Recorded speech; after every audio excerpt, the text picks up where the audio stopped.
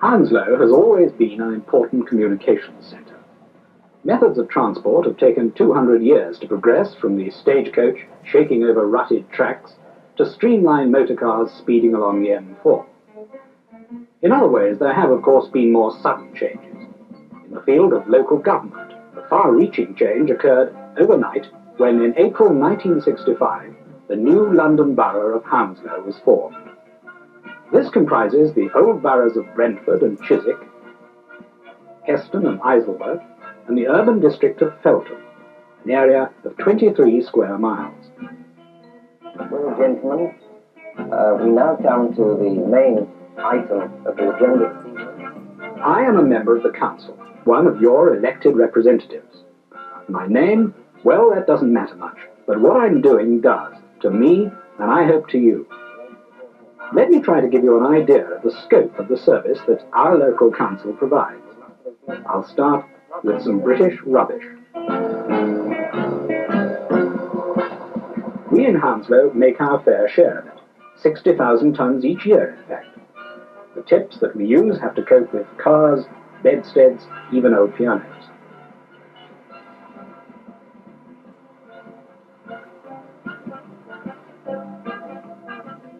Roads. We've got 250 miles of them. All have to be constantly maintained and lit. That means 20,000 lights. Each street lamp has been numbered and voluntarily adopted by a resident.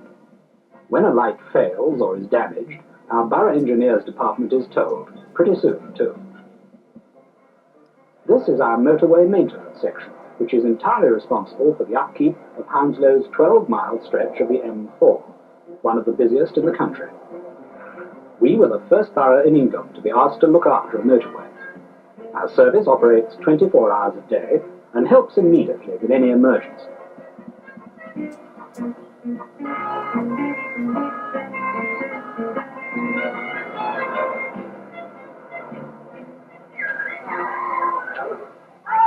More than 30,000 children are catered for by our 84 schools.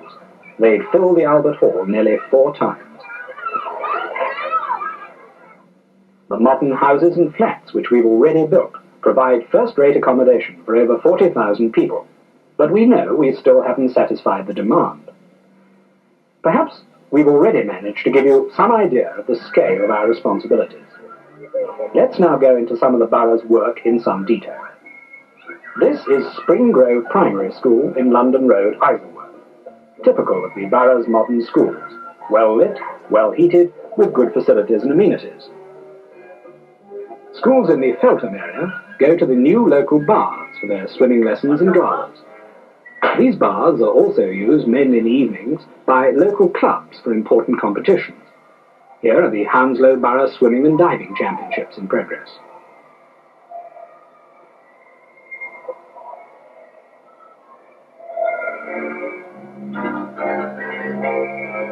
These modern sauna baths were converted from the old slipper baths at Isleworth. Temperatures of the superheated log cabin get up to 95 degrees centigrade. No snow being available, this is followed by an ice-cold shower. The sauna is proving popular to both men and women, but separate sessions, I'm afraid. This is another sort of bath, designed for a less light-hearted purpose. It's the hydrotherapy pool at the Martindale Special School for Handicapped Children. The school and the adjoining medical unit have pioneered the treatment and teaching of handicapped children in Britain. The prime object of the school is to provide seriously handicapped children with a normal education. They travel to and from their homes each day, and a fleet of 20 cars and coaches is used to transport them.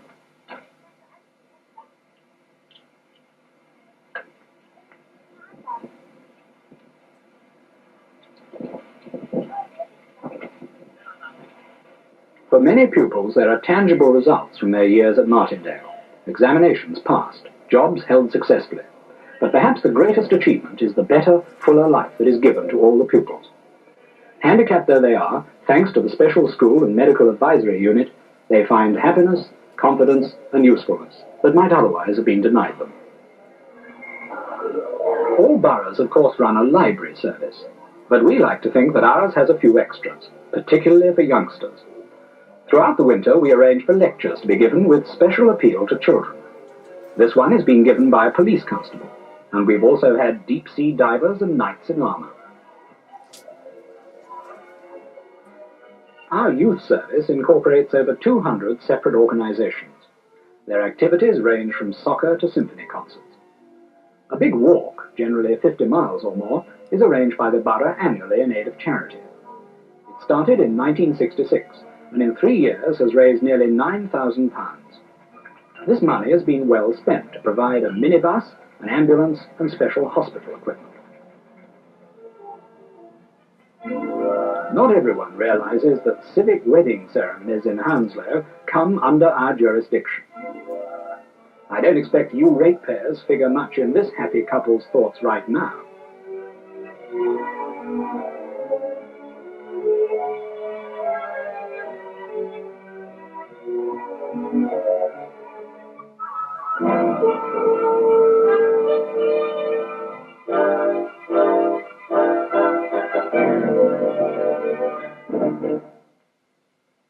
This has no connection with the last scene, I hasten to add. Maternal care is one of the most important functions of community health work.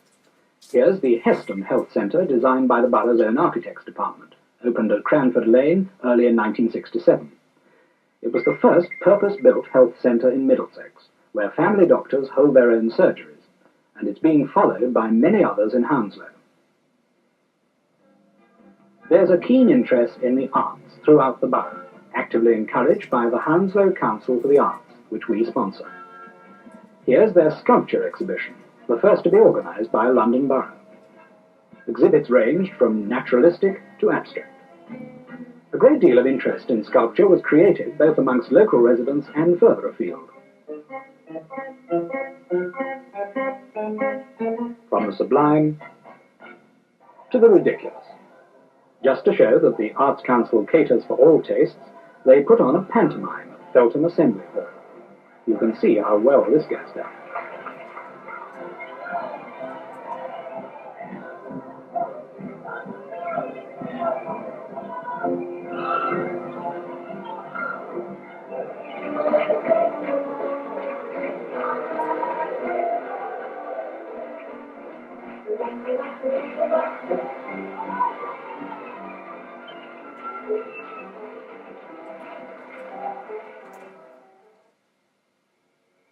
How many of you have this booklet, which lists the hundreds of evening classes that we run?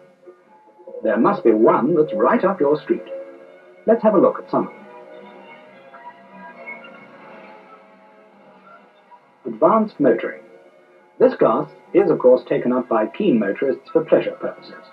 But there's no need for me to stress the vital importance of road safety to the community. We'd be happy if every driver in Hounslow could pass these tests. Or how about building up those muscles and keeping in trim with a spot of weightlifting? It's not as painful as it looks.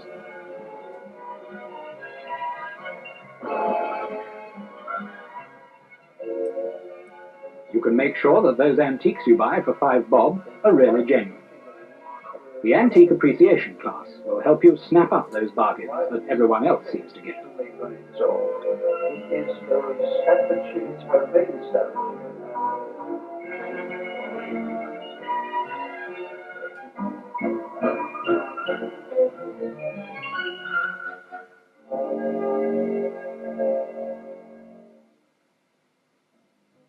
Just how important is a local authority's work to the community?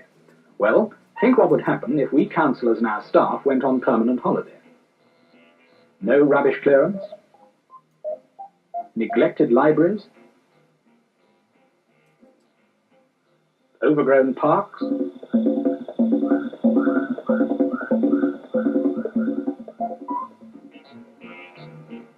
no homes for the needy,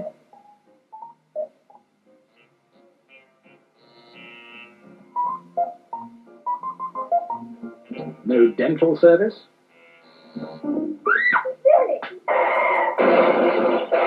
no street lighting, and no swimming facilities.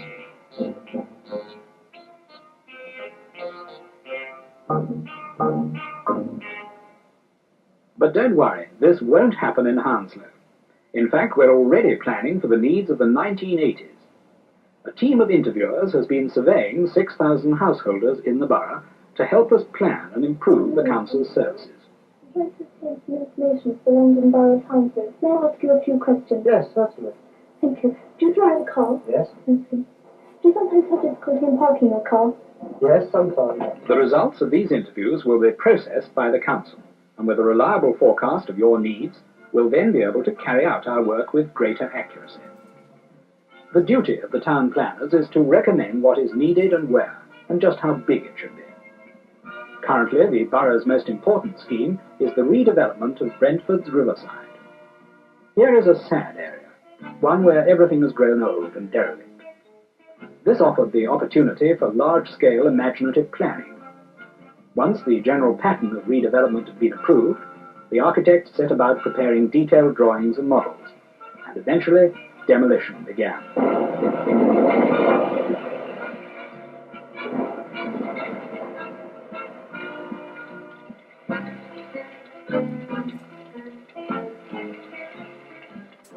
The scheme will transform 565 acres and will include parks, shopping centres, riverside walks and flats. Most of the architect's work is, of course, concerned with housing and education. Here, for example, is the new Isleworth Polytechnic under construction, a £1.5 million project. Talking of figures, the Borough Treasurer's Department now has a computer to improve efficiency, widen the scope of financial control, and most important, eventually reduce costs. Here it is, being installed at Hounslow House. At present, the computer looks after the payrolls for 8,000 borough staff, prepares rate demands, analyses expenditure, and pays invoices. Now, work outside the financial department is being dealt with. I understand the scope is practically unlimited.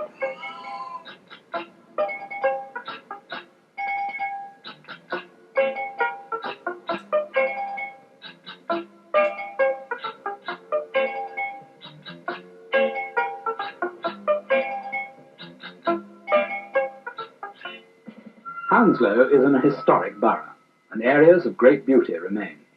It is our job and our pleasure to protect them as part of England's great heritage. Strand on the Green, what could be lovelier? There's no room for modern progress here. Or, a little further along the river, Church Street at Chiswick.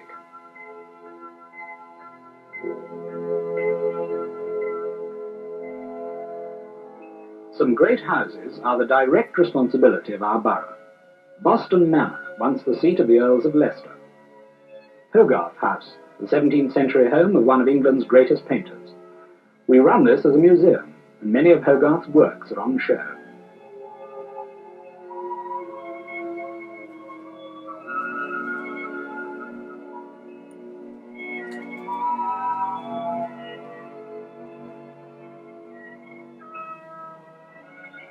This is Gunnersbury House and Park. We share the administration here with another London borough. Lastly, historic old Isleworth, with its great inn and church, sadly gutted by fire but now being rebuilt. Our Parks Department has 1,800 acres to maintain, a welcome retreat from the noise and bustle of commerce. Surprisingly, there is much rural scenery remaining.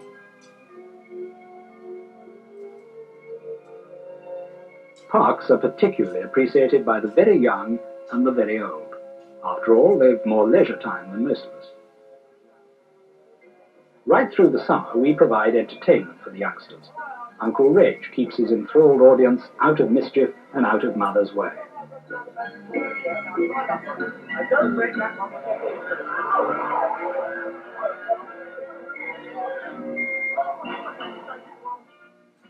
Hounslow prides itself on its care of old folk. Luncheon clubs and an efficient Meals on Wheels service are operated for those who have difficulty in shopping and preparing their own food. Every week, almost 3,000 meals are provided. But as well as catering for their pressing needs, both with this service and in old people's homes, we believe that the elderly also deserve an annual holiday. A large house has been purchased at Lancing in Sussex, where 24 people can be accommodated at a time. Many permanent friendships are made, a big thing for old folk. Transport from their homes to Lancing is provided by the welfare department, and the charge made for this holiday is nominal. We do everything we can to make it possible for the infirm to be included also.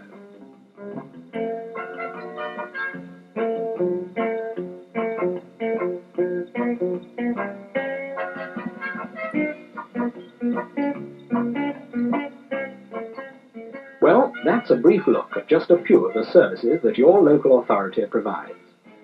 I don't expect that you knew all of these existed, but I hope that through seeing this film you will be able to take more advantage of what is offered for your health, welfare and enjoyment in the London Borough of Hounslow.